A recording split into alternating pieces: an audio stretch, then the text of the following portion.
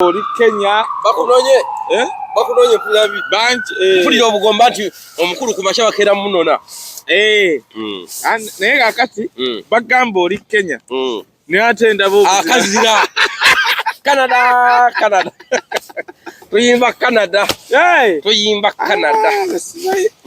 ne ntsanso kulaba obulamu bugamba butya mukulu Kaye obulamu bulungi tubalamusiza mwenna abatulaba ku mikutu gyaffe Kaye Wisdom Official ne MC Uncle Bean kyemukola kyamaanyi North America mwetuli mpola mpola buno segundi bwa muwogo bukalakate basoro gamba nti waliwo watira ali muwogo wero vumbu oyo pamba basoro gamba batukubye tia gasi omuna Uganda omanyi omuna Uganda akulaba ovuge motoka naga weya nsirikanabe nagamba oli kanabe akulaba ovuge motoka naga oli kanabe naye katubaniriza bambi mwe batulaba mwe subscribing abatuwa obulango bamwe mulete obulango bamwe tulangira bwerere gine emikutu jammwe gwegamba bugamiti bwere no baba Amington oli Kisashika Chwano oli Saint Sima Edward gwekwata kalango asindikire Kaye Bini kano kantereyo tetukola volunteer kimuntu wa kye tubakola ki tetubakolera so mwe bale nnyo mwe balire ddala amanya ne doboze King Fadi Uncle Bean mutabani wa Trudeau sense down Canada North America na neighbor wange America nina Mexico wali solo kusala nengena tetujibala nnyo aino tukayo kati bovano Bean bali bagamba ogenda oyagala fa ba protectinga kati yoti wale twavuga olwali ku obugali fine mikono jange tugendolanga tuli Mexico kati wale twagenda twali ne Sengasidi kagene niyagala nituvuga ndivayo niyagala nitugamba tugetunywa amafuta ko tuganyo wali Mexico wali twavuga twagwa mu America America tugamba twaniriza twagala kujja kati ne tuweta hivyo byonyimye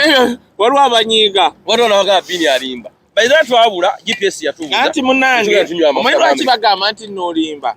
banna Uganda bamanyidde nnyo ababalimba kwana bakulembera babalimba babageta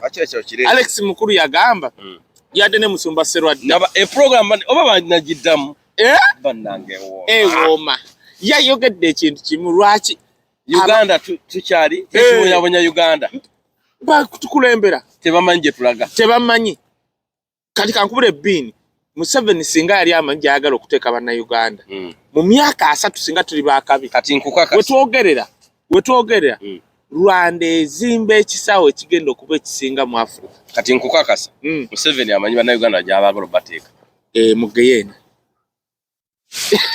amajani kano bagayita Kaye Slimuti mwenna bali mu America Australia Europe Kaye Slimuti gana amajani gakola kimwoganywa gasala olubuto n'omugeji waliwo ag'olubuto ng'oyagala kukendeza lubuto oba kukendeza bode ng'oba ne diabetes obagamba mu mpaaga diabetes tukola delivery n'oba mu Uganda oba mu Bende ludda okuba bukubi ku ssimu ne bakolera delivery osobola ogenda ku website yabwe www.kaye/organics.com Kaye kiri KYLIE/.com oba n'okuba ku namba yange mpereza ka message ku 070 439 n'ongamba Kaye njagala gali amajani ge nalabyolanga wayagala okubanga okolera akasente waka mukwano gyafa www.d-flax.com oyina okwekwata mukyala Dorothy Nakale mali mu America ajja kuyigira boyinza okumakinga akamane ng'oli waka notogoba nnyo shift oli ku Bulaaya oli Bungereza oli Linda oli Europe yonna gy'osinzira okubanga ojo oli oba mu Africa naye ng'olina access ku internet bakuze waffe mu Bende ng'osobola wagenda ku Lwazi nedda tugamba ng'oli mu nnyumba o internet ogina laptop yo gina tab yo girina genda ku Chrome ba ku Google teka mu W's basatu oteka ka dot oteka D entono then wandikeho flax.com ojja kuba ekintu okikwasaganya bulungi nnyo dala bali bagamba waliwo nakagundi kenala egayi yagambye bunewunya banna Uganda agenda nadda wanagamba mbu oyo Bean oba mbu oyo kala ali mu America amazayo emyaka 10 netayina kyalaga kakati n'omubuuza je maze emyaka 10 eri nawe gye omaze ne Uganda gwe kikyolaga ate ne bakyera ate nga mu myaka egyo 10 abaddenga kubira mocheyo era ng'omwocha naye takochangako kye nagamba abantu bayenga Christmas etuse yagenda nga mu WhatsApp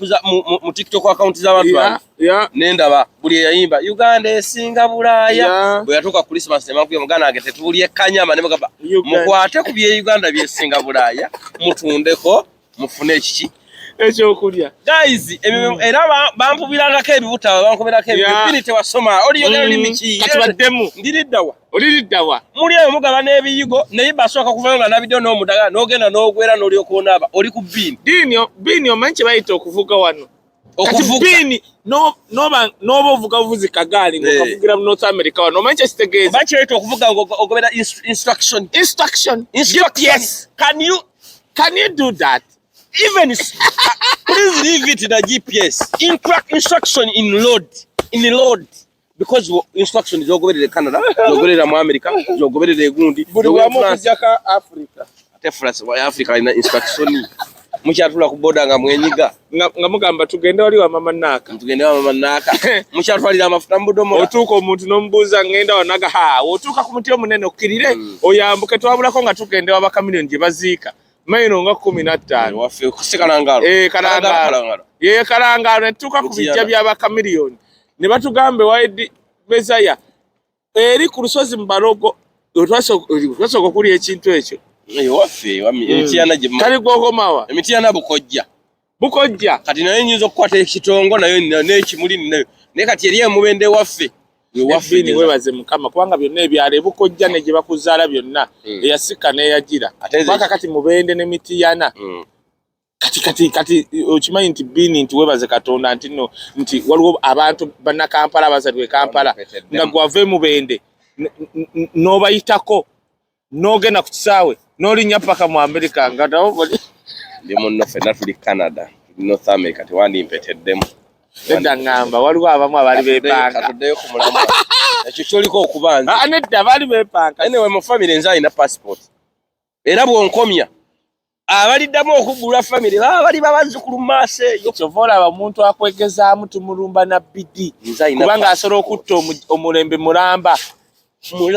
gwa mijijinga eki ate Bini nze nina ekintu mungi kikoogera ndooza tujja kukolangayo programu emu okubulya abantu engeri gye basobola okuyamba ne families okuba ez'akabi Bini olaba nga oli wano mu North America muganda wakola ekibi kimu akola ekintu nga akikoze olaba akigenderedde mute abala bayigireko oyo nkuyigiza mutagwe okuuma otya obugagga n'obukola kati ng'oli wano mu America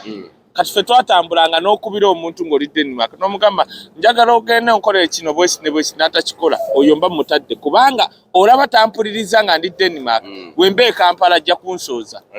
kati wenti onakikolanga ogezesa era Bini osobola okubeera wano n'ofa premature death lwa nsonga lwa migugu gya famire zaffe Uganda kati okikola otya kati gw'okubira n'atagamba ssebo wangi ssebo oyo mute wangi taata mute namwe abali e Bulaaya mbayigiriza kakodyo wabula natulese ekintu Bini njagala tukole program nkugambye ebyo maama wange yabiŋŋamba kuba essimu newaba tagikutte n'akuddamu naye n'omuganda wagamba egwe Bini sagamba wano waliwo abavubuka bano njagala n'endala tugikole bano banvakikaye nvubuka namukuba oli ne mugata omumanyira nga sinoonya bambuuza Bini waliwo yaleeta enkwawa zonna ziwunya ne mugamba gwe ate Dubai wayitawo otya nedda anti we baŋŋamba program tennatandika naye kino ati Bini nkugamba nnyo program ze tulina okukola naye lwakubanga sikutegeera obulako tukolengayo program ezibulira abantu abali e Bulaaya Branch nyizo zukanga ni mwestingo oli munno anti kachecho nanti katujja kuyiga n'okukola ziri ezo ku Zoom tulikodinga njirina go ezo nga tukola abantu nga specifically abali e Bulaaya bayigiriza oboti nolaba omuntu ng'oli wano how is it viable kikola amakulu labawo tukyali kola viable okuzimba ennyumba ya miliyoni bisatu Kampala nga nayo genda gisulamu omulundi gumu oba emyaka 3 mbulamu bw'ogatta eminu jjo gisulamu gijja kuba emyaka 3 gy'osigaza mu bulamu kakati ekyo bye nkugamba naye nga n'abaana bo baleeta eno kubanga omwana wa wano n'owoozimba nnyumba ya miliyoni 2 e Uganda nga wana asura mu kondo lwadda yeeri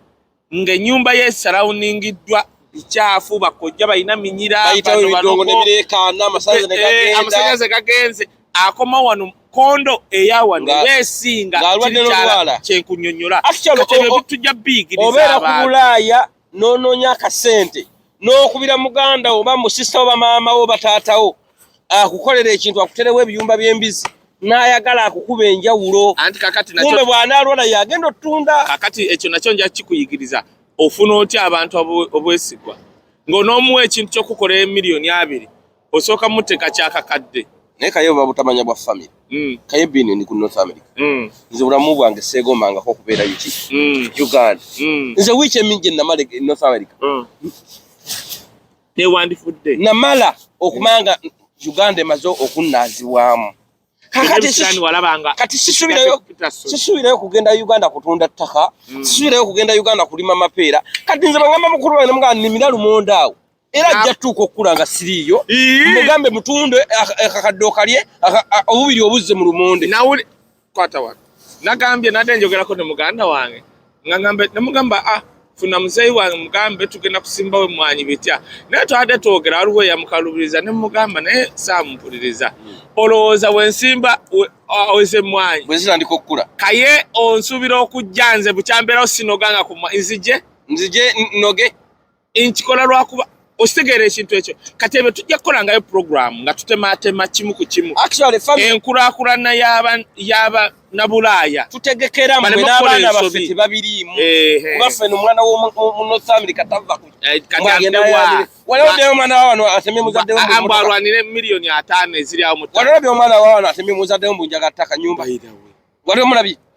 kati Uganda wabeerayo abantu abafudde nga abaana baabwe bali bwefu mugenzi kasire gwanga bukyafa waliwo omwana we nti beetemyetemye wano ettaka liganye nga bana naye abaana b'amabirizi wulira kizimbe bakitwala ate kino kiri bonnange kwata omwana mujje Uganda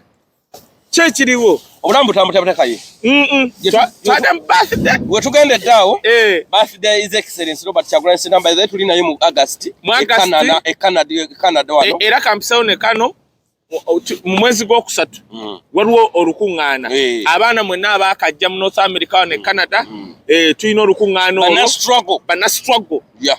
tugenda dukwasakanya nze ne Uncle Bean dutekeddwa abakulembeze baffe tugenda kubaawo beemusitu babuulira ekiddako nga twemanya because this is one family okitegeera ekintu ekyo so mwenna abaana abapya abaakajja n'abakadde abaagala okutuwa amagezi bitya mujja kujja tujja babuulira ekifo ogwokusatu nga meka egwokusatu ennaku z'omwezi tujja zibabuulira bulungi nga lumu ku bbiri awo naye kakati bw'oba oli Richmond oba oli Liddawa oli Niagara kunga banno bakuŋŋaanye ojje nabo naawe weeginde ojje nabo ate omanya abakulembeze by the way ng'oli Niagara oli Liddawa swakika kyano ng'oyagala kujja kubira abakulembeze ogaye bannaye nze nimbannange eno bali ameka 5 so bategekera ekintu kyammwe ekyeki ekyenjawulo tumanye nti tubayo n'akacupa k'amazzi tubayo n'akagaati kano keegundi so okubanga tuli organized bulungi kwate namba z'abakulembeze bakubireko bagaye banneefe nokunga yaffe tuli bwe tuti wano nupu yaffe ey'egi tuli bwe tuti tube tugira wamu omuzimba ekintu kikole kitambule bulungi naye nga mug'omunaana Bob Wine tuli naye His Excellency kigenda kuba kyakabi tugenda banaye mutandike naddala mwe bannayuganda abaagala okubannaffe lulinze yamunona ku kisaawe yajje lulinze yamunona ku kisaawe luli basobola okuba abaakusindika ngeri naye kati wano gwaliwo nalaba ensi zino zirina gundi kati ate golinda emmotoka abasirikale bakwata emmotoka bati jukira ekisale twakisalako eŋŋoma ekintu kyali wale nga ndirimbo imaana abasirikale ne bajja ekisale ne bakyetolola ne bakwata emmotoka eri bagira bati kati ekigenda okubaawo nga bayita buyisi omukulu bamuyita buyisi ekigenda okubaawo ne batwala njeminga bakatwala njeminga aligning ebyo byekyo tujja byogera abali eri mu nsi ziri ennaku mbu batuwabule ab'omu Amerika batulekayirira okujja nomana naffe katujje kofe naffe asiiba eyo mutuleke era ne bebbirira bajja mwajja naye twasirika so kakati munnange omugwezi ogw'omunaana agenda kujja birthday omukulu webaddeyo bingi ebibaddewo nga gwe omutunulizi w'ensonga bingi ebibadde bu birthday by the way nga biringa ebigendere kino nkibajjukiza nze unofficial spokesperson wa family ya Bob Wine official anasa pakus si wakibiina family ya Bobi Wine family era wabawo musiru nti oyingira mu ssuubi omala kuyita Muhozi era ngenda kuuza n'ekibuuzo lwaki batugamba Bobi Wine akolera Museveni era ssente ze bazimbyemu amayumba bazijje wa Museveni Museveni abamukolera mu lwatu bo nga tabawa ssente kuzimba amayumba nga gali full figure lwakwanga saagala mwogerako mwanyoko yagenda lumunalaga bwende kizwa nteyedirangeje ndi muyingira ne asobola okuba lumu yalagako kalina ojo kibuze basegula bamukedde nga siye nga bagizimba kubanga ongamba nti Bobi Wine family ye ekolaga bakolera Museveni era yabazimbira amayumba kyobuuza kikulu ate abawagira Museveni mu lwatu nga bo bapangisa singa otuuka full figure wasula osobola n'okukaaba yazimba emashini nti bawe yamuzimbira yaluwa tato omwana eyo ejja kuba program ya olala wegata ku junior junior byayogedde nabyogera dda nze junior byayogedde mwe mugende ku gundi yakakalamu birabe si bipya nze oyo muvubuka gwayogera oba yamuzaala bansanga ku NTV omusibi gwe basiba era nze natwala omuvubuka ne mugamba lwaki totwalamu nange yabadde n'omuvubuka kwanze nasooka okukola n'omuvubuka omuntu owakabi programu eyo n'oyo omuvubuka gwe basiba oyo omukazi yavaayo lumu n'alaga ekizimbe nti amakage kumbe gayi yamuwadde kumuyamba kumusololeza agenda okulaba nga byasolooza zaalya n'amugoba abantu abawagira Museveni abasinga nga full figure batambulira mu bulamu obwaddinaayo yalagako emmotoka nti Museveni agimuwadde ng'alaga wali mmotoka za hamu abeera mu Nuwa nkadde gyakoleramu interview kyekyo kyova olaba waabeera kusula motors buli w'omulaba mweyo Nuwa nze ekinneewunyisa agenda okukola okumaliriza live nga Nuwa ewunya ekivundu anti tebeeramu esi takoleeza amafuta ye yennyini ayambala engoye nga 10 munene muzibu enkwawo zonna zitobye yoyo full figure abeera kusula motors nayingira Nuwa n'avuma abantu agenda okumaliriza bwati okuggulawo bwati ng'ulira kano okutambula mu bulamu obwaddinaayo bini otyanga omuntu full figure ng'akola bwati tabayo okutambula mu bulamu obwaddinaayo nkimanyi okwafakinga ngenda leeta omulala omanyi obwafakinga okwata full figure kayo okuba nnyo sikuba nnyo wuliriza yakola kikankinsasule full figure kati nekino kankigambe akola ne ba intellectual fools nga Senkubuge is an intellectual fool akola ne fool the fullest pass omuntu omusiru akyasinze mukama wange ati kyenkunnyonnyola intellectual ye muntu an intellectual fool kati kankubulye abantu intellectual fool gundi Senkubuge soko okinyonnyola intellectual fool kyeki ye muntu eyasoma nga musiru Mike Mukula waba yayogedde ekigambo kyayogedde ku Baganda is an intellectual fool lwa nsonga Mike Mukula gyafetteeso be bantu abakyasinza obunaku balina I mean iteso ate bugisu yeyo byonna byebimu kabutola biki eyo wava ba Arrow boys be basala obu they chop of basala ebitundu by'ekyawo bikoze ebyo nagasiya tugende Mike Mukula nze nali nsuzeeko ewuwe nganyaniriza ku Bugenyi Mike Mukula yasooka okundeetera omulangira Jjunju nga ndi wuwe Queen ngagenda kujja kwana ina project ye Makerere gundi omuwala yalina wa DP nga munene bwati bayita munze ne gayi bamuyita Karola bro ali e Rwanda Mike Mukula nga nze nyina project bagendera kunze kati bino akituzura nti ndisava bye tuhanyimya ne presentation nambuzo oli muganda nentegera nti kati omusajja ngobye ye yasoko kundeetera Prince Junju twave ewe first day saa 9 ne Prince Junju yatuuka saa zaninga 12 na specifically kulabanzi that is my kati simwagala konti simwagala is my friend but is an intellectual fool waba yavumya Abaganda intellectual fool ye muntu yasoma nga musiru kagambanga bino byayina ne byakola twalowooza nti mugezi kumbe is a fool nga musiru lwaki Yesu yagamba bali bamubuuza bannabbi ababulimba tuli balabira ku n'agamba ku bikolwa byabwe omuntu asobola kubanga alina masters omuntu asobola kubanga awandiika emizannyo omuntu asobola kubanga buli kimu yakikola naye ng'ebyo yabigwiranga bugwizi nga tetumanyi but he was a fool because you cannot wake up one day ng'oli Mike Mukula n'ovuma Abaganda nti Omuganda talifuga mbwera abanyankole bitya kati kati kyemngendo nga n'omukazi gwalina Muganda which means you are fool bwaba Mike mukula mukwano gwange ne namba enjirina embize wakisambizi ache kunyonyola ne namba enjirina bwaba yavumye nina akantu kenayi waba yavumye abaganda nga kituufu Mike mukula listen to me it means you are an intellectual fool omukazi w'omuganda byozimbye byonna Mike mukula azimba bugolobi Mike mukula nyumba gye wansizaamu ewammwe wakagizimba byonna byokoze bikoze Buganda n'emmotoka wazitundanga mu Buganda kitegeeza you are an intellectual fool if you can abuse Baganda nje wamwe na jova tonza teka ekibanda kya mmotoka Museveni ebyaddala n'abantu be babagoba mu ankole bonga kati that is the truth byonna gye kati kankubuulire kiringa kino kyongambye muye munankole ate banzira ku basi Katonda wange obadde ki tujja kujjayo ebyama omuntu gwe bagobe waba bamubbi aba musezi aba abaloga abantu agula amayembe ati asolo kwa byonna abiina nga alina na bigundi na gundi na bitega okinako bijuzi kati nkunyonya uliriza mama nga ali mujazi Museveni okujja mu Buganda okutandika olutawo n'alusimba mu Buganda yatandikira waabwe banyankole babigana ne bamugana actually Museveni bamugana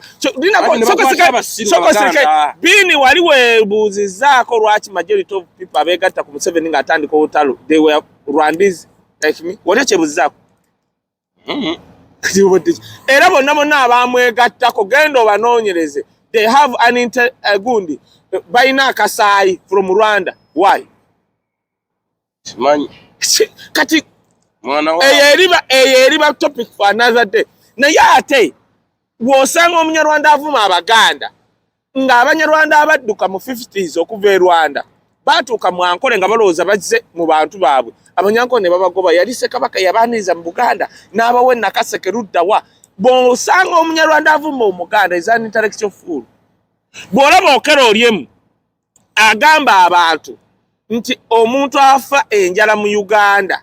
oba stupid kitegeeza Okero Oryemu is an intellectual fool chamanyi kyokka kusangula Muhozi mabega anti yamukuza Okero Oryemu minister wa foreign affairs yavumye abantu nti woba muna Uganda n'ofa enjala ng'ofudde enjala you are stupid kati nange mugamba Okero Oryemu you are an intellectual fool why mu northern Uganda gyova abantu bakyasinza okufa enjala that's one Okero Oryemu ye yakuza Muhozi Nairobi yamusangulanga amanyuma nga mwana muto kati alabika ndoza bbi wa Muhozi yamulinya ku bwongo yakuza mukuze bamulekeranga badde Okero Oryemu yalinga house boy nga yasangula Muhozi amanyuma who are you gwe kati abantu abamu munange tubanonya naye lwansonga asobola okuba amanyuma ga Muhozi n'omusangula bbi byamuonoona obwongo Okero Oryemu nga buli watunula bw'ati avuma banna Uganda stupid because you cannot be a langi nze baganda bange basooka actually I was supposed to be a naturally baganda bange bonna abasooka mama wange gye yasooka okufumbirwa taata wa baganda bange abasooka yes be bazimba gundi Uganda House bali bagagga musajja ne bamutta bussi I was supposed to be a notary omuntu bavana gama kya baganda uliriza bagundi abamutuufu atya nkino ababa Oryemu Kaye bwogende wa bulaza ozaalwa naye n'akugoba n'ogende wa bini gotazaalwa naye n'ekusenga kati osobola okumala ekibini olaba nze wange ngobye gwonsembeze omanyi obubi bwange kakati Yesu yatusembeza kwegamba musiru tumuliddemu olukwe n'omulyamu olukwe omujjako kitiibwa kati olinga agamba waliwo eyagambye muno abantu ava mu nuupu ne bagenda kiraga mbuno mu nuupu ey'enjebuse kati wayise omufumbira yababuuzizza yabadde ku BBS Busura n'amubuuza Danstan Busura omanyi abantu basatu be bagoba ku gundi za Buganda basooka kukoba Wisdom Kaye ne baddako Bob Wine ne wayise omufumbira the intellectuals wayise omufumbira yabadde ku BBS n'amubuuza nti ku CBS gundi naga asiwuliza CBS kubanga bangoba naye n'agamba bw'ati bambuuza nti abantu ava mu NUP n'abuuza kati ndi wano kale ku BBS kansubire nti ya Kabaka abataka abagende wa Museveni nga Kabaka tamanyi kyemugamba nti obwakabaka wa Buganda bwagwa ng'amuddamu kino olowooza Kagabo Jimmy ne bana abamu ba Bedi Bwanika abasamira Bob Wine ne Nuupu gwolowooza basobola okusuula Bob Wine era emmandwa bw'ogisamira negamba tolyanga kino n'okirya emmandwa tefa gwetta nekwata omulala ne olaba ebintu ebyo bimbi enkonyeeko njala tukole program nga nkulaga ba intellectual fools by the program yinzo kwa yabagezi mu bajja gitegera analekana yamanyi birthday ya Bob Wine tetukyakuza birthday ya Bob Wine ngayo omulala tetukyakuza kati olaba birthday ntuufu abantu bagikolera ne bateeka mu ssente ya Museveni yateekamu kyemanyi Museveni yabadde awoloma ya Muhozi tateekamu ani mukuru pastor Bujingo yasasula ssente ngendo okusala milioni Museveni yagamba bonna betodde omwana wange babbi.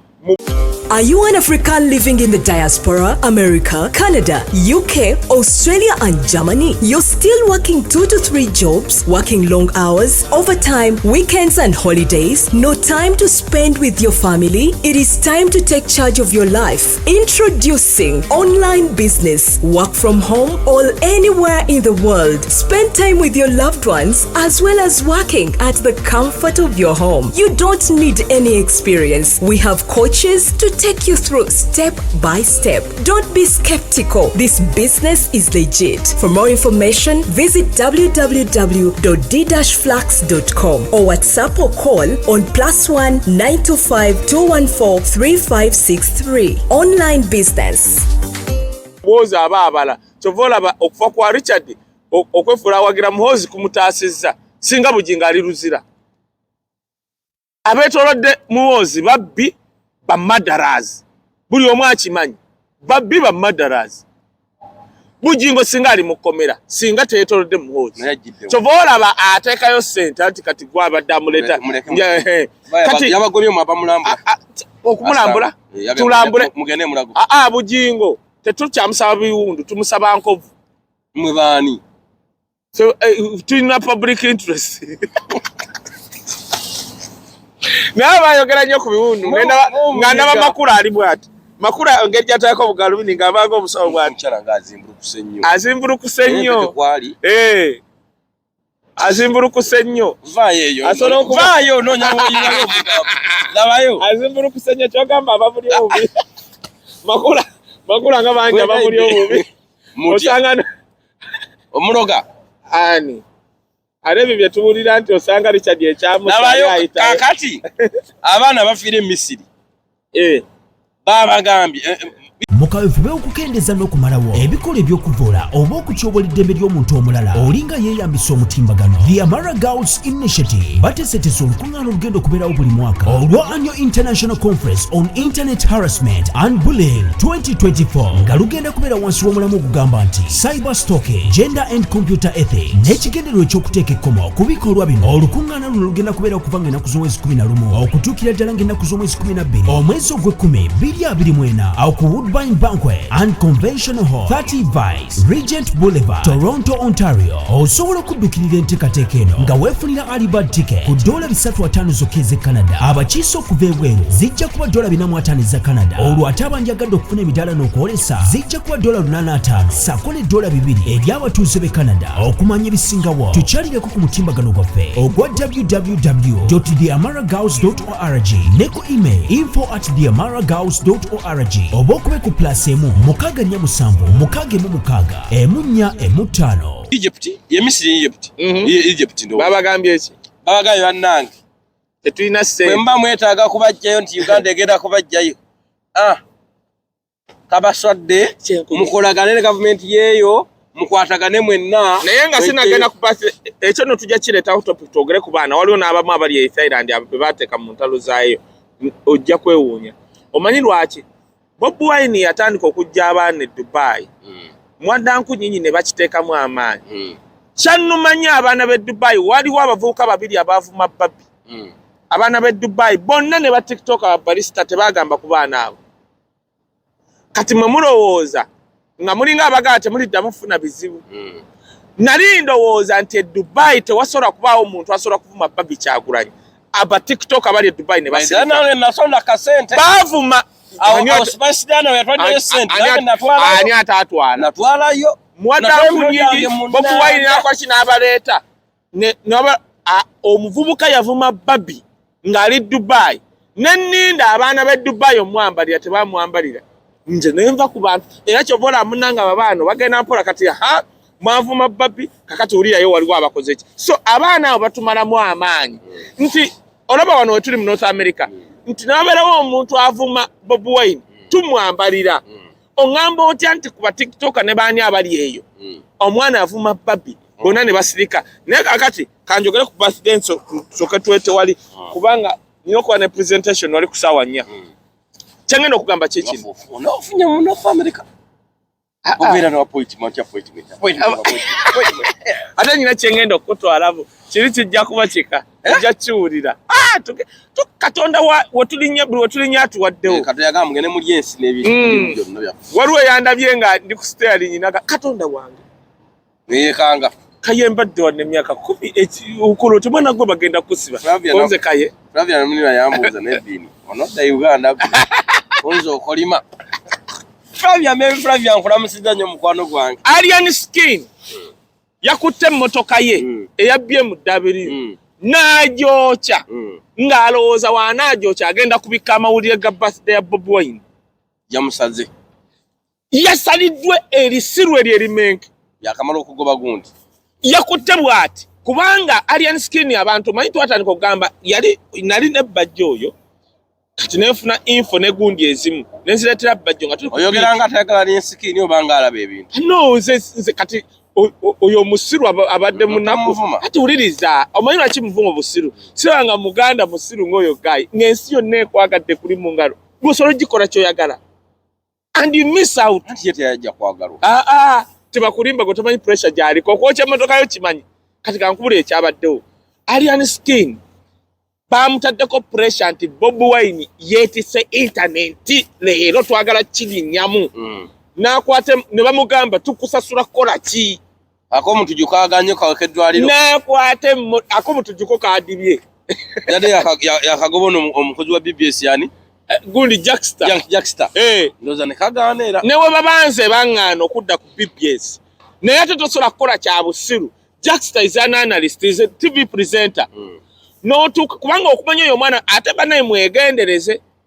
kati oyo Alien Skin ayina omuntu gwe yayisemu yalese Jackster kulabisa ebintu ebi gwe Jackster ne TV eri TV ya Buganda yaswadde oyogera bwotyo nina program gye nalabi oli n'agamba nti nabadde nteze Tamale Junior naye mutwaleyo omukulu ayagala mulabisaamu ne mukubira akasimu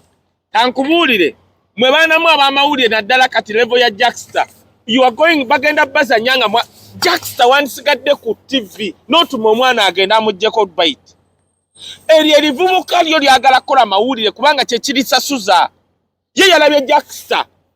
TV presenter kubanga wetudda mu lugambo tosobola kubala ba presenter ba lugambo batano notitekamu Jackster aluddewo abaddewo for a long time nera omuntu gotegala lwaki omukizo okutuukewo anti kati lirya livubuka balisasuza kuba omuyimbi Alien Skin kwetika internet yatuuse n'akola ki n'amuleeta ate oyo Alien Skin alina kyakola bwakuleeta ng'agamba abaana bateeka ku kamera kuswaza bwakola kakati birthday munnange etuuka birthday we yatuuse abantu babiri abaswadde Alien Skin n'Eddie Kenzo Alien Skin yakutte n'ayokya emmotoka ye ne watabaayo wadde TV ekibukira ku peegi z'abaana ne batandika bannange omugagga yokyeza bannange nga tekiina gye kigenda Alien Skin yabuzeeko kweyokya nga yagala kubikka birthday Bobi Wine nebigaana erifudwa eri ate Eddie Kenzo manyi kye yakoze yatandise ng'ali ku peegi bannange nkoze interview ku CNN bannange mulabe interview yange mu lulimi ki kati nange ngenza okukeera nenga yono obwedde atuwandiika tulabe CNN ngenda okulaba ng'akoze interview ku CNN eya Africa interview ekoma mu Africa nga bali awo beegeta n'oluzungu you know Kenzo you know Kenzo yayogedde oluzungu ate biriwa naawe genda olabe bye yayogedde bamutereddewo mu Africa fe CNN tugira kuliko his excellence Bobi Wine ng'aline amampo ng'aline bano Baane nga CNN omanyi abantu njagala ne kino mukitegeere TV z'Ebulaaya nga CNN bwejja okukwata ne olaba nti CNN Africa kitegeeza mwe abali awo mu Africa mwe mugenda okulaba interview eyo content wo tamachinga bikoma awo kati Bobi Wine yavaayo Bobi Wine kati Oscar nominee bamuyita Oscar nominee ne Swaziniga tebanominating ankokweza award bukyazanya film Bobi Wine katosika nomini interview jakola gwegendo interview ngati tebanana nominatinga interview jakola ba amampo yaka interview nga Bobi Wine mirundi ekisuka mwetano naye omukazi kushana amampo a interview nga bakabaka ba president ne baani oyo mukazi kati ya interview nga Bobi Wine kati Eddie Kenzo yabatebwa ati bamukubide na mga Eddie Kenzo omusajja nga yetise internet nena atandika bannange mugendoza era labikajiguza ati bikomeyo neriyo yade limbuze Nigeria bikomeyo wali yabirabye Kaye omuntu bavayo nagamba Kaye tola wanti nawo oli muli wankwe nti bali bakojjabo bataatabo bakazini obavuddemu gwe wuliriza ovudde otya mu family ate ove mu family ebintu bibiri kanti kunnyonnyole actually olese ekintu ekirungi kubanga ekintu wuliriza omuntu ajja kubuuza Kaye kayona kunnyonnyole bali bantu be lwaki abali kankunnyonnyole bini kino ndoza kano nsabo kasalemu abanyarwanda ba mirundi eji abanyarwanda ba mirundi ebiri tukyaliko live mumanya gekike ekyenjawulo abanyarwanda ba mirundi eji ebiri omunyarwanda gobajja waliwo abanyarwanda bajjete Uganda buli kulonda kugenda kutuukawo abalalo hasebe wanko balalo babajja Rwanda ne babaleeta bebana bajja n'entenga bagamba babaleeta buleesa abo tebabera nko banna Uganda tovola be Uganda kati waliwo national ID muzigenda ku expiring munsi yonna tekiri ekyo kubanga Museveni ayagala kufuna abalonzi miliyoni ezo bwe lunaku lwa mitwalo 4 anti omanyi lwaki bagamba omanyi lwaki bagenda kikolayo bato tebaagala naddala Abaganda mwe kubanga omusa b'emitwalo muri baavu agenda kuddira abanyarwanda abajjeri abaleete waliwo abanyarwanda bebajja Rwanda direct bawule ku banyarwanda who are born in Buganda abanyarwanda abazaalibwa mu Buganda they became Baganda people banchi kunnyonnyole ntya. Are you an African living in the diaspora, America, Canada, UK, Australia and Germany? You're still working 2 to 3 jobs, working long hours, overtime, weekends and holidays, no time to spend with your family? It is time to take charge of your life. Introducing online business, work from home or anywhere in the world. Spend time with your loved ones as well as working at the comfort of your home. You don't need any experience. We have coaches to take you through step by step. Don't be skeptical. This business is legit. For more information, visit www.d-flax.com or WhatsApp or call on +1 925 214 3563. Online business. Abanyarwanda abakulidde Nakaseke, Luweero, Nakasongola, bafuuka Baganda. Kankuwa example. Bucha kulonda kubeerawo Museveni we yasimba ne Bobi Wine for the first time Museveni agenda Luweero ne bamungoola walaba nga agenda bwati nga tuli mu campaign nga abantu bali kukuba bamungoola bali bwayise yali bamungoola okuba bwayise yatuuka Luweero ne bamungoola agenda tuuka Nakaseke yagenda mu tent abanyarwanda abali ebizibu bibakubanga banna Uganda era bo kye bamanyi culture ya Buganda kiringa abanubbi abali ebbombo omunubbi ali ebbombo tomugeza n'omunubbi ali mu West Nile omunubbi ali ebbombo gwamanyi kabaka ali ogu wa Buganda era abaana bazaalidde ebbombo tusula era obasanga tebabasala tebabakola ki bonna they became bafuuka Baganda okiwudde era kyova bangamba nnyo abantu nti mwawule totutwala nti abo Western oba abanyarwanda batubonyaabonya abanyarwanda batubonyaabonya babaleeta buleesi kuva mu ggwanga ddala era osanga RPC nga ali awo naye nga naye yakajja mu Uganda naye nga ye mayinja n'omubuli ekinoga kino kinaga kiri takimanyi era akola nnyo afuna abasirikale n'agamba waliwo ono gundi ne mugenda abanyarwanda abazaaliddwa mu Uganda naddala Buganda they became Baganda people kankunnyonnyole chovola baruta maguze Nakaseke wasinga balalo banyarwanda lwaki roza ali ayakalulu tuve kunaka ruta maguzi Bobi Wine yali akalulu okuva Luweero nagenda mu Kato corridor nagenda n'ekiboga ne bakuba Nankabirwa yali tasobola kubwa bwe MP yagamba nti nente zinalonda omanyi lwaki Nankabirwa yagamba nti zinalonda kubanga balinga babba akalulu nga ne Museveni kuva biseera byadde Nakasongola kati bafuna Bobi Wine abanyarwanda abali ekiboga bafuna omunyarwanda munnaabwe Bob Wine huze muganda ne bagala katufunye owaffe bino tegera kyangamba ntutegeera abanyarwanda abazaliddwa mu Uganda balikiriya ebizibu ebibakuba byebikuba ne bannayuganda wabula bano baleeta bamasinale ye botakumanyi kino kakinyonyere ne bwenti katumaliza okimanyi ebiseera bino abantu bebaleeta okuba bannayuganda emiggo baba beesabise bati baba bwe bati nga tomulaba omanyi lwaki Museveni alina babajja abamu babajja South Sudan abamu Rwanda tebaba bannayu era oyo omusajja akukuba omuggo nga takwebuuziza nako talina batakumanyi anti addayo bonna mujja mubalaba bamulesenga sobi ku ttaka bonna be mulaba babaletanga sobi babajja Juba si bannayuganda ne babawa ebyambalo bye Uganda ne baleeta mu Kampala omusudani nakuba essasi nga tomumanyi era kyo ojobagene bawanvu akuba essasi nga taagala kumanya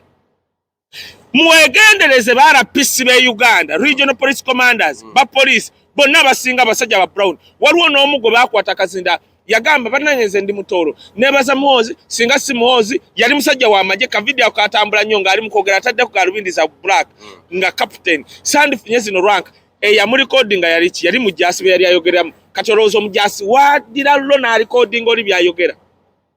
amanyi message abakuwa ono si mu na Uganda era beyita abatoolo abasinga ba Brown nenga si batoolo ng'abanyarwanda babaleta bulesi Museveni national ID zigenda kuggwako mwete mumanyi kigenda maaso Museveni atagetize between 5 million to 3 million to 5 lwansonga 1 Museveni tayagala kudda mu kalulu ayagala mulonda mu parliament agamba wekigano yita mu parliament ne tugenda mu kalulu nyina backup ya million 5 bengendo somba jukira ayina ne kino tikadio national ID weggwako noto jiri niwe nga akuyita buli nako mitwale meka 5 akimanyi bannayuganda okofiiza emitwale 5 tajja kisobola kati mujja tuuka mu kalulu wasonda ku 10 jagaga 5 kakati labayo aleta abazungu bajjenga bobuzava omuzungu alabe nga abantu balonze mwe bannansi nga temulonze bali abalonze bamasinale be bajje Rwanda Burundi bajje balonde kati waliwo trick eno gyoto yeyo trick ngono nekyo tonalaba kinawulidde ne by the way kibina ky'omukulu bakitongozza naye tikikyaganya okwaka eyo Piero injaji kuddamu njagala kukola eyo Piero njagala kunnyonnyola ebigezo bya P7 nedde kibiina anti kati nekiri ekibiina bigezo bya P7 si Piero twakitumye Piero koshitachi jakunnyonnyola by the way Janet by the way Muhozi akoze record mu namaje akyasavinga akoze ekibiina ky'ebyobufuzi anti Mike Mukulaje yayogeredde biri ebya Buganda naye record sebo mu namaje okuyingira ebyobufuzi ngo okyali active anti kakati asobola okubanga limba namaje tebamumanyi yali wero dishu nga nemba dyagamba but in my ranking oyo simanyi taata we yamuwa amayinja naye colonel lieutenant Kano lieutenant Kano bamita musimu owa America we wa finu sisi oyakulembera nga eyo yuna tena yingira mu 7 na babbi ekyo kibiina kya yuna kyali ky'amaanyi abagendo kitereze eno leadership eno tuginamu obwesiga yamuva waleyo eyo yuna yali y'amaanyi kati ebiseera eyo omusajja bwe yabeerako ne president wa yuna ng'eyogeraawo ne bawulira Museveni n'akiyingizaamu ababbi ne sente yagambye ata yagambye mu America okuwa lieutenant Kano emyaka 2 olina okubanga omaze emyaka 2 ng'osavinga 2 lieutenant Kano kali fe twamulabako ng'akyali major bwe yasavingira gwakabinyo oyo musisi nga bangambye bajja kumpa obutwa kati kanjije ali ludawa ali Uganda anti kakati mukwateko olabe mwana ku kisayi bamutuuzize saawezi 3 yagambye sigenda ayita mu VIP kampite mu ordinary ndabe kiwa ate n'agaana okuvaawo jaga isijja vaawo kubanga oyo mukwatako the whole US Army Navy yonna abadde ejja kujja aba abantu bakolo kati musisi mugagga ne wagamba okuwummula kati gavumenti ya America ku ddaala ali esobola omulabirira nga tazze mukola nkulagabana okumaba na Uganda abali e Kampala nga gwe musiru oyo omusajja oyo lieutenant Kano musisi talina kyeyeetaaga yandibadde atula mu America nagamba na Uganda mumumanyi yazze n'atuula bw'ati n'ayita mu ordinary ne bamutuuza nga naye atunudde bw'ati naye gwe omanyi surveillance ezamubaddeko nga mukole kye mukola be baba bidi benkugamba ekyo Bob Wine eyo spirit ati kati ngenda kudde Uganda eyo spirit Bob Wine yagirese mu bantu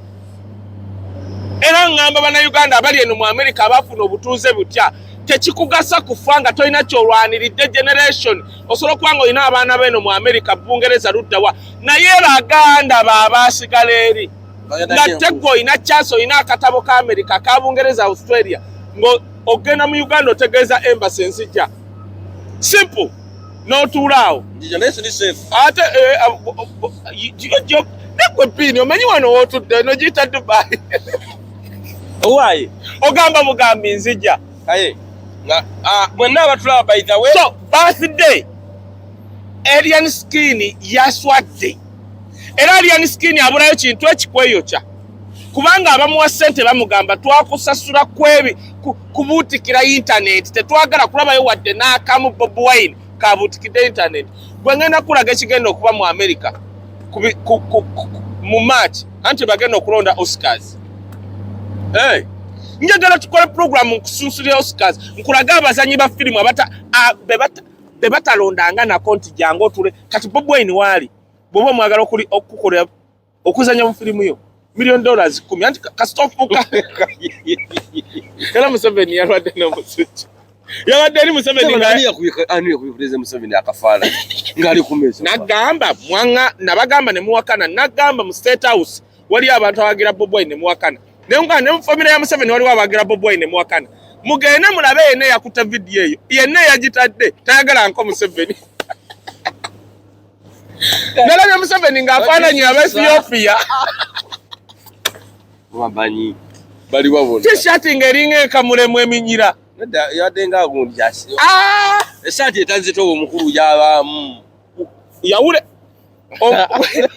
Kankure bini ulira Kaye tomayi Uganda esati enkamulemu eminyira eba yaluwa anjo jikula gendola video buli omu yagirabye gendo kirabe eba yaluwa yo Museveni yabaddemu kati kankubule bini kati kankubulire bini nabagamba Museveni yatudde bwati ku bantu ebitiibwa Bible yagamba nti war unto that nation zisanze eggwanga eryo nga abakulembeze baayo baali bakopi baali bavuna bakopi Museveni emyaka 4 yatudde bwati mu t-shirt ya olukiseruki ekamulemu eminyire ekyo genda ogirabe njagala oyo omusajja t-shirt yabadde ayambadde eyo oluwalume tetundibana kugundi babajambala kubanga baali bakopi Museveni ajambala Museveni olaba olaba Museveni yasala akawunga President Museveni olaba yasala akawani kasiya obadde kiraga nkuba engumi olaba yasala akawunga yakwata bwati gwe omanya obukopi abantu bwe baliko olaba yakwata akawunga n'akapima ku minzaani buli munayuganda alina minzaani n'agamba eno minzaani eno omusajja lyako kano omwami lwa kati ngoyo era abakulembeza abamu bagamba oyo omusajja kyeka tumuteeke mu museum ne t-shirt yeeyo ati enkonyonyote naye ani yekikubye ekifaananyi kyekiro kye nagamba nti kyogeza bukyayi tusooka twogere ng'abaana Uganda nagamba mu State House ne mu family ya Museveni mulimu abatamuwagira yenne yatadde video eyo ngali mu t-shirt eriwa eyo weekend nawo ogiraba mu nnaku eryawo Museveni nakuki kwa hiyo t-shirt yeraga ennaku Museveni yabadde ayambadde t-shirt ya Museveni ekulaga ennaku gy'alimu naye toyagala bwagazi Museveni obutamwagala kibaawo nene respect anedda kati ate mwagaleko ki tetukwaka mwagala kubanga era noko toyagala omuwa respect kati simwette kati oyagala mukombe bigere nze edikenzo kati enkunyonyola kiki oba otya n'oyambala t-shirt video nefuluma ng'olinga olupande veeyo omukulu ayinda otafiire tandika programu endala gwenze kano kasembayo ngenda kuleetera Kayindo Otafiire agamba tawagira wabadde Kayindo Otafiire oyo ye yasooka okutugamba n'agamba ebintu bya bugingo simanyi nja kuleeta incidents ya Kayindo Otafiire nga 10 Muhozi yakolako tweet n'agamba singa afuuka dda president naye aba elders ba Western Uganda tebamuwagira mmwe mutusibako si buli munyankole nti awagira oyo bogus. That is bogus. Bogus teba bisesemi. Si buli munyankole era abanyankole bwe babbi abanyankole bamanyi kye baagala. Bobi Wine yandibadde tayita ntungamu. Abanyankole baagala change. Abanyankole baagala change. Nga bali mu kintu. Kiruwa. Goloza Muhozi okutuulawo musanyufu. I mean Otafiire omwakimanyi asobola okuba musanyufu. Naye abanyankole 10 abamuli emabega. Goloza Otafiire nga Minister of Internal Affairs takiraba nti no waliwo ID ze bagenda okuwa abantu bagenda okujja Rwanda takimanyi. Ati bali mu kintu. Nedda munnange. Otafiire osobola omulanga minister awo naye nga waliwo kakyali akamuli awe wansi nga kekasalawo. Naye ko yasibye n'okubona nga tawagira mutabani. Yagaye siwagira ezo bogus. Si bogus tayagambye bogus tokuma mulino. Kati gwatomanyi olunyankole. Kuvugira ovugireko omuntu. Naye nga mwenna abantu ababambi tubaagala nnyo. Yagambye tawagira bogus. Mwebale nnyo mwebale. Era Otafiire yagambye buli alinanya yalayo fugendo la speech na yagambye yabadde aludde okulaba bogus people nga bwe yalabye nga batungutse ekibiina kya Piero E. Ekibiina kya Muhozi bakiyita kya Piero E tekinatula nayibuza ya P7. Agani anaayita. Tasobola kubeerayo awunya enkwawa n'akamwa. Abantu wali kati ngamba sibaagala. Batoyota ababadde wali bakabanda tebawusmailinga. Kati basobola kuleeta full figure awunya. Bannaye mwenna abatulaba ku mukutu mwebale nnyo kubanga mukyatugoberera mwagala okwetaba conference zigenda okuba Canada. Ng'ogenda kulaga conference Canada. Nalina kaka kavuka ka simple ke nga kagalamu akalezi. Nenkagala kanagwe kwata omutwalo genda okule sabuni ne shampoo nabe. Full figure omwebaka ko otya ng'oli buli. Ne kagamba ekigambo ndoza ndi kigambo. Nti yabumusigo gw'okumunya. Gwe tokimanyi nti n'olusuba lusiiga. Goto chimanyi. Waliyo conference zigenda okubeera Canada bambi kwegayidde obo yakuzeyungako waliyo ey'omugwokusatu obudde buweddeyo gwatalina visa ojja gyesonyiwa olina ey'omugwokutaano bakubire conference yenna buli muntu ayagala okujja Canada conference bwezitoja ku WhatsApp eri +256 750 90 99 86 5 eri +256 256 5750 90 99 86 jangu WhatsApp yange nzija ku namba y'abaki y'abategesi abateka conference oyogere nabo ku invitation tombuuze bidala byonna oba bolabikaye naye ajja jikuwa wekwasi bantu batuufu ojja kuofuna ekituufu bane betunyinziza mu very sorry Kaye banyinziza mbusamu musonyiwe ku lwange tukoma wenkya nebidda ku musule bulungi. Mukaweefube okukendeza n'okumalawo ebikola eby'okuvoola oba okutyobola eddembe ly'omuntu omulala olinga yeeyambisa omutimbagano. The Amara Girls Initiative bateeseteesa olukuŋŋaana olugenda okubeerawo buli mwaka olwa Annual International Conference on Internet Harassment and Bullying 2024 nga lugenda kubeera wansi w'omulamu ogugamba nti cyber stalking, gender and computer ethics n'ekigendererwa eky'okuteeka ekkomo ku bikolwa bino. Olukuŋŋaana luno lugenda kubeera okuva ng'ennaku z'omwezi 11 okutuukira ddala ng'ennaku z'omwezi 12 omwezi ogw'ekkumi 2024 awo ku Woodbine Banquet and Convention Hall 30 Vice Regent Boulevard, Toronto, Ontario. Osobola okuddukirira enteekateeka eno nga weefunira alibad ticket ku $350 zokka ez'e Canada. Abakiise okuva ebweru zijja kuba $450 za Canada. Olwo ate abanjagadde okufuna emidaala n'okwolesa zijja kuba $85 sako ne $2 eri abatuuze b'e Canada. Okumanya ebisingawo tukyalireko ku mutimbagano gwaffe ogwa www.theamaragirls.org ne ku email info@theamaragirls.org oba okube ku +1 647 641 5